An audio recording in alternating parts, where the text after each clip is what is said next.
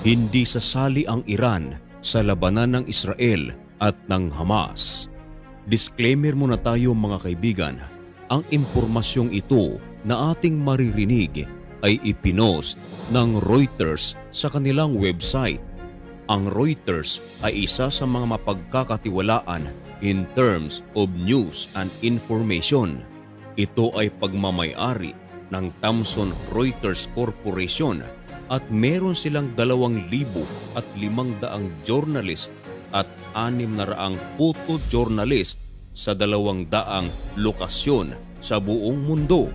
Isa ito sa mga pinakamalaking news agency sa buong mundo at ito ay na-establish sa London noong 1851. Sa kumpanyang ito, nagpa-interview ang Supreme Leader ng Iran at ang title ng kanilang post ay Iran warns Israel, "Don't attack us, we won't engage you." Noong October 7, araw na umatake ang Hamas sa Israel at kumitil ng 1,200 Hudyo at nang gumanti rito ang Israel, humingi ng tulong ang Hamas sa kanyang mga allied country tulad ng Syria, Lebanon, Yemen at maging sa Iran. Subalit sa isang audio interview sa Supreme Leader ng Iran sa Reuters, tahasan nitong sinabi na hindi sila magre-respond. Ayon sa report, noong November 15, noong mag-meet ang Supreme Leader ng Iran at ang leader ng Hamas na isinagawa sa Tehran, tahasan nitong sinabi na sila ay hindi sasali sa naturang giyera. Hindi man lang daw sila inabisuhan na sila ay aatake noong October 7. Sa report na ito, parang nagkakaroon ng misunderstanding ang Iran at ang Hamas. Marami ang mga nagsasabi na ang isa sa mga pinakamasugid na suporter ng Hamas ay ang Iran. Sinusuportahan din daw nito ang rebelding grupo ng Lebanon na kung tawagin ay Hezbollah, maging ang rebelde sa Yemen na Houthi. Lumalabas na parang nilaglag ng Iran ang Hamas at ang Hamas ngayon ay nakikipaglaban na lang para sa kanilang survival. At sa mga balita na ating naririnig, Iran laging nagbabanta sa Israel. Sa tingin ninyo mga kaibigan, kung talagang aatake ang Iran, hindi ba't matagal na sana itong ginawa? Parang lumalabas na tinatakot lang ng Iran ang Israel para ihinto ang kanilang pag-atake sa Gaza upang supilin ang grupong Hamas sa naturang lugar.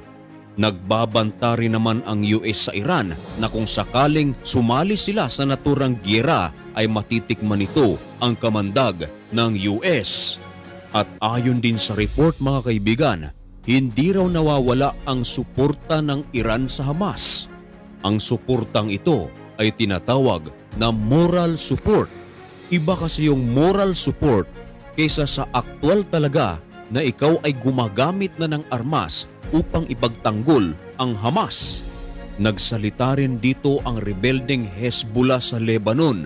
Ayon sa kanila, nabigla rin daw sila nang pumutok ang balita na umatake ang Hamas sa Israel at pumitil nga ng 1,200 tao noong October 7. Mahigit 20 taon na nagkakaroon ng tensyon sa pagitan ng Hezbollah at Israel.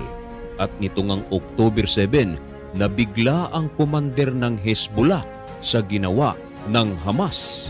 Kinuha naman daw ng Reuters ang panig ng Hamas upang makapagsalita bago nila i-publish ang naturang report kung ito ba ay may katotohanan. Subalit, hindi daw nag-respond ang Hamas. Bagkus, nag-post ito ng statement sa Telegram na sinasabing ang report na ito ay baseless. At nito ngang nagdaang linggo, nagkaroon ng Islamic Summit na idinaos sa Saudi Arabia at isa sa mga bansa na nais magpataw ng sanksyon sa Israel ay ang Iran. Ang sanksyon na ito ay upang ihinto ang pagpapadala ng oil sa Israel, maging ang direct flights ng mga eroplano from Israel to Saudi ay nais nilang pigilin. Nais din ng Iran yan na pigilan ang paghihimasok ng US sa Israel at sa pagpapadala nito ng mga suportang armas. Subalit ang panukalang ito ay nireject ng Saudi Arabia, ng Egypt at ng Morocco. Ayon sa kasalukuyang Crown Prince ng Saudi Arabia, kahit na ito ay nangyari na noong 1939, ay ayaw niya itong gawin sa panahong ito. At napag-alaman, bago pa man ang ginawang pag-atake ng Hamas sa Israel noong October 7, ay meron palang kinukumpuni na peace treaty ang Israel at ang Saudi Arabia. Pinagsabihan ng leader ng Iran na si Ayatollah Ali Khamenei, ang leader ng Hamas na si Haniyeh, na ipagpapatuloy ng Iran ang kanilang tulong na politikal and moral support, subalit hindi sila sasali sa naturang giyera. Kung kayo ang tatanungin mga kaibigan, sa inyong tansya, aatake ba ang Iran sa Israel? Kung ako ang tatanungin, ito ang sa akin, maaaring tama, maaaring mali ako. Kung talagang aatake ang Iran sa Israel, hindi ba dapat matagal na itong ginawa dahil lumampas na ng 1 buwan ang sigalot sa dalawang grupong ito? At kung talagang tutulungan ng Iran ang Hamas ng military forces, hindi ba dapat ay matagal na itong nagpadala ng mga sundalo sa Gaza upang supilin rin ang Israel? Subalit walang ganyan. Katunayan, ayon sa mga ulat, mapa international at lokal, ay napapalibutan na ng Israel ang Gaza. Maging ang ilang mga hospital sa Gaza ay hawak na ng Israel. Marami ding mga tunnels ang pinasok na ng Israel. At nitong nagdaang araw, nakiusap ang Hamas sa Israel na magkaroon ng 5 araw na tigil putukan o ceasefire, kapalit nito ay kanilang pakakawalan ang 70 na kanilang mga hostages. Subalit hindi kumagat dito ang Israel dahil ayon sa kanila, kung pagbibigyan nila ito ng 5 araw ay baka magkaroon pa sila ng pagkakataong sumalakay uli sa Israel o di naman kaya ay mag-ipon ng lakas. Kaya hindi sumang-ayon dito ang Israel. Subalit sumang-ayon ang Israel na magkaroon ng 4 na oras na ceasefire para sa humanitarian aid sa Gaza. Nagpadala rin ng tulong ang Israel sa mga ospital sa Gaza. Nagpadala ito ng incubators para sa mga bata, maging breathing machines ay kanilang ipinadala. Sana ay matapos na ang gyerang ito, sapagkat ang pinakatalo rito ay ang mga musmus. Sa kanilang murang edad ay kanilang naririnig ang mga bombang nagliliparan, sabog kaliwat kanan. Kanilang nakikita ang mga dugo, mga sirang gusali na talagang kahit na sa kanilang pagtanda, ito ay kanilang babaunin. Ito ay makukonsidera na isang bangungot na alaala.